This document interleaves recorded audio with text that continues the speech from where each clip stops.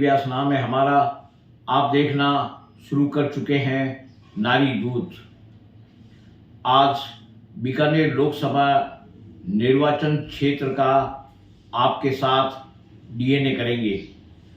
वो इसलिए कि आपने बीकानेर लोकसभा निर्वाचन क्षेत्र से लगातार भारतीय जनता पार्टी के प्रत्याशी अर्जुन राम मेघवाल को 3 बार जिताया। यह उनका चौथा चुनाव है।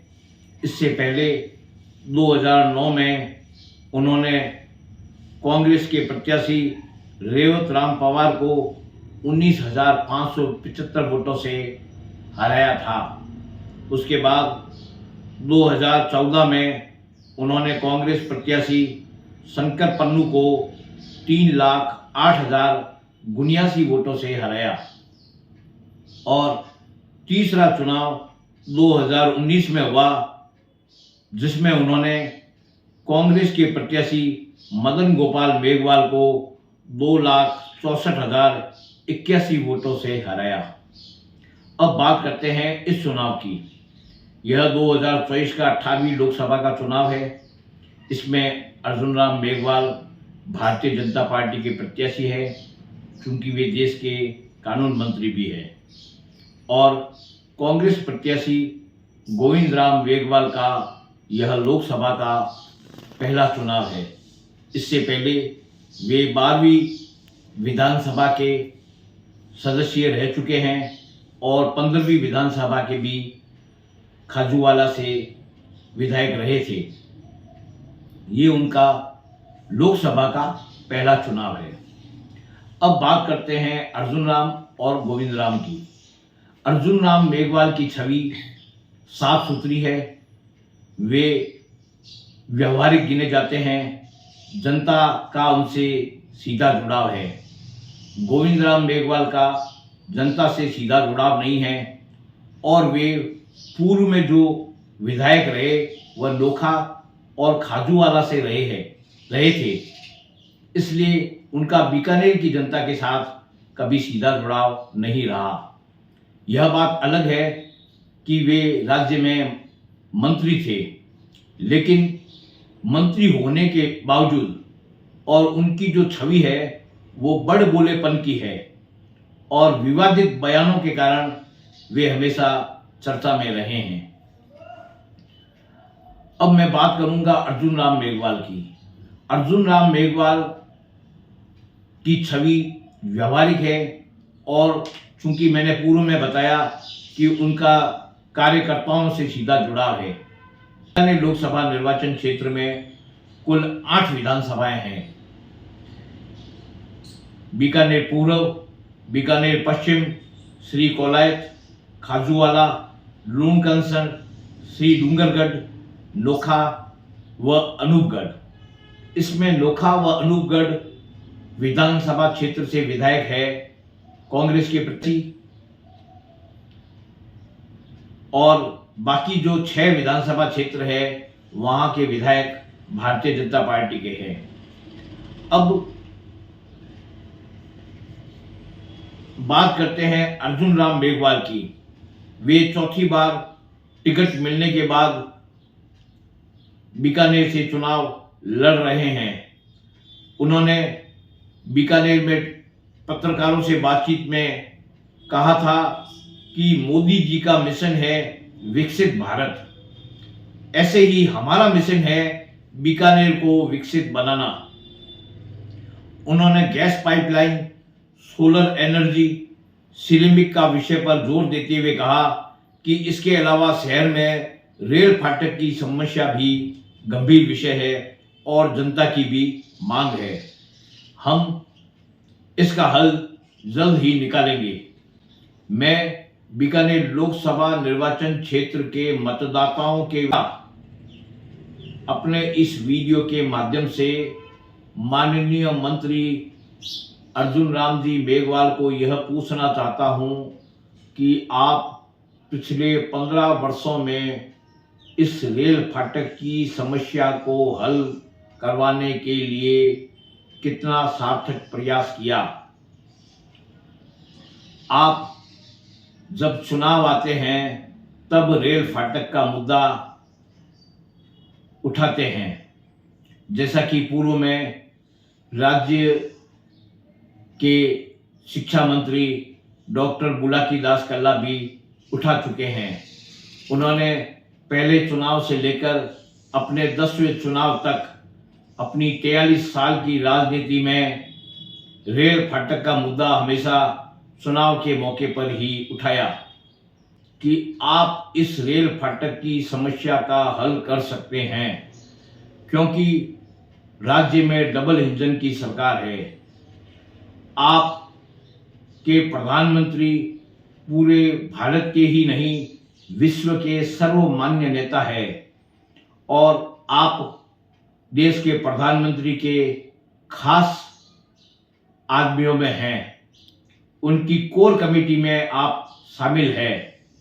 अगर आपकी इच्छा शक्ति होगी और इच्छा शक्ति है तो आपके लिए यह रेल फाटक की समस्या कोई बड़ा विषय नहीं है और राजनीतिक समीकरण और देश के माहौल को ध्यान में रखते हुए यह कहा जा सकता है कि आप चौथी बार लोकसभा में बीकानेर की जनता का प्रतिनिधित्व करेंगे।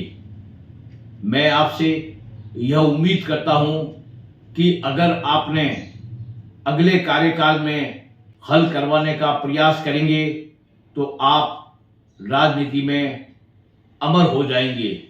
वो इसलिए नहीं कि आप 4 बार चुनाव जीते या इसलिए नहीं कि आप कितने समय तक मंत्री रहे, बल्कि इसलिए कि बीकानेर की जो बड़ी गंभीर समस्या है उसका आपने हल करवा दिया। अब बात करता हूं मैं, आप 2019 से 2021 तक भारी उद्योग व सार्वजनिक उद्यम राज्य मंत्री रहे। मैं आपसे यह कहना चाहता हूं कि इस 2 साल के कार्यकाल में आपने नहीं लगाई। आप चाहते तो बीकानेर में उद्योग धंधे लगवा सकते थे, जिससे बीकानेर की जनता को, बीकानेर में बेरोजगार युवकों और युवतियों को रोजगार मिल सकता। आपने ड्राई पोर्ट की मांग को पूरा करने का वादा किया था।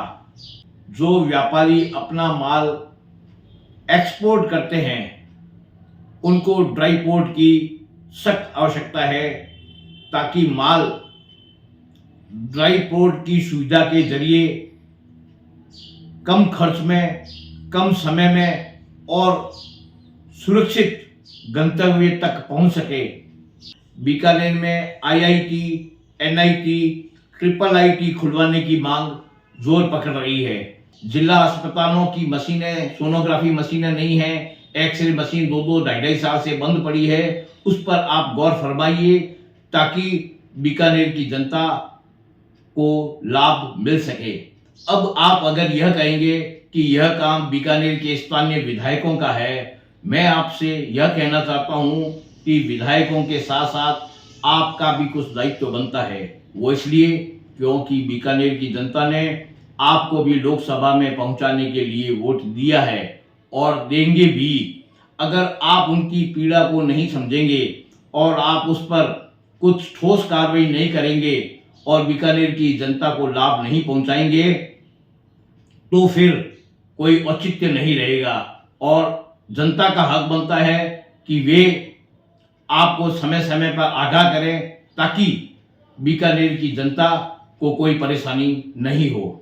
आपने अंबेडकर लाइब्रेरी की शुरुआत की, सकारात्मक बात है। वो इसलिए कि ये लाइब्रेरी होने से बीकानेर की जनता को लाभ होगा, उसको पठनीय सामग्री मिलेगी और उनका ज्ञानवर्धन होगा। आपने राष्ट्रीय सांस्कृतिक महोत्सव का आयोजन करवाया जो बीकानेर में पहली बार हुआ। इससे बीकानेर का नाम पूरे भारत में रोशन हुआ। विरोधियों का आप पर क्या आरोप है? उनका आरोप है कि अर्जुन राम मेघवाल ने धरातल पर कोई बड़ा काम नहीं किया, उन्होंने रोजगार व उद्योग धंधे नहीं लगवाए, उन्होंने केंद्रीय विश्वविद्यालय भी जो आया हुआ था वो भी उन्होंने उनकी गलती से और दूसरे जनप्रतिनिधियों की गलती से वो हाथ से निकल गया। वे केवल यानी विरोधियों का कहना है कि अर्जुन राम मेघवाल केवल मोदी जी के पीछे बैठकर लोकसभा में बेंच थपथपाने में माहिर है। आपके विरोधियों का कहना है कि वे केवल मोदी जी के खास है और गीतों के माध्यम से मोदी जी के द्वारा किए गए विकास कार्यों का ही बखान करते हैं। अर्जुन राम मेघवाल की खुद की उपलब्धि जीरो है। मैं आपसे यह कहना चाहूंगा, आप मोदी जी के नाम से वोट मांगते हैं। मोदी जी सर्वमान्य नेता है और आपकी पार्टी के प्रधानमंत्री है।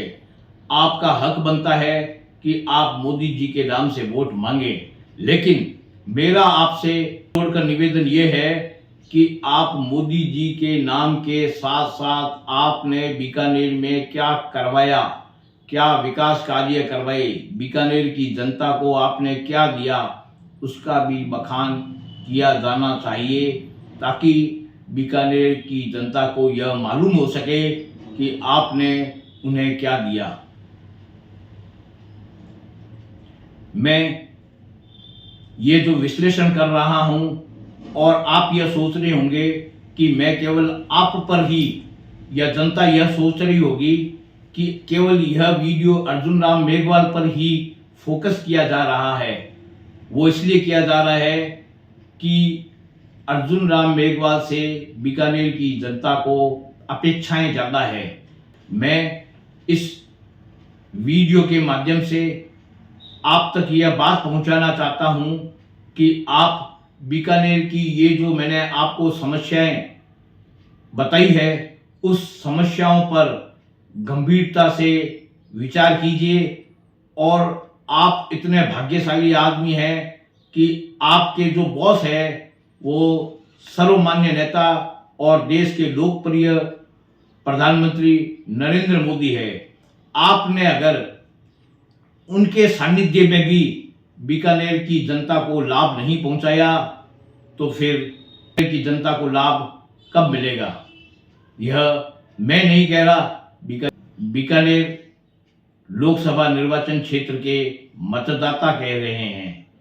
किसी भी नेता को, किसी भी दल को नीचा और ऊंचा दिखाने की कोशिश नहीं कर रहा हूं। मैं केवल बीकानेर की जनता की भावना और इसकी बातें आप तक पहुंचाने का प्रयास कर रहा हूं, ताकि मेरे इस छोटे से प्रयास से अगर बीकानेर की जनता लाभान्वित होगी तो मैं यह समझूंगा कि मेरे द्वारा किया गया छोटा सा प्रयास सार्थक हो गया। अब बात करते हैं इस चुनाव में जीत और हार की। मैं भविष्यवक्ता नहीं हूं, भविष्यवाणी नहीं करता, लेकिन मैं यह कहना चाहूँगा कि जिस प्रकार देश में वातावरण है और मोदी जी के नाम का डंका बज रहा है, उसके आधार पर यह कहा जा सकता है कि बीकानेर की सबसे सुरक्षित सीट भारतीय जनता पार्टी की झोली में जाएगी। अब प्रश्न यह उठता है कि आप कितने वोटों से जीतेंगे। आप अपनी सभाओं में अब की बार 5 लाख पार बोल रहे हैं। मेरे को यह नहीं लगता कि अब की बार आप 5 लाख पार हो जाएंगे, लेकिन यह जरूर है कि मैंने जो आपके सामने मांगे रखी है और बीकानेर की जनता की पीड़ा आपके सामने रखी है, उस पीड़ा को आप दूर कर देंगे और रेल फाटक जैसी गंभीर समस्या को आप अगले 5 साल के कार्यकाल में हटा देंगे, उसका निराकरण कर देंगे, उस समस्या से जनता को निजात दिला देंगे। तब तय है कि आप अगला चुनाव 5 लाख से ज़्यादा मतों से जीत पाएंगे। अपना और अपनों का ख्याल रखिए। कैमरा पर्सन विकास सेवक के साथ दीजिए पीडी व्यास को इजाजत। देखते रहिए नारी दूत। नमस्कार।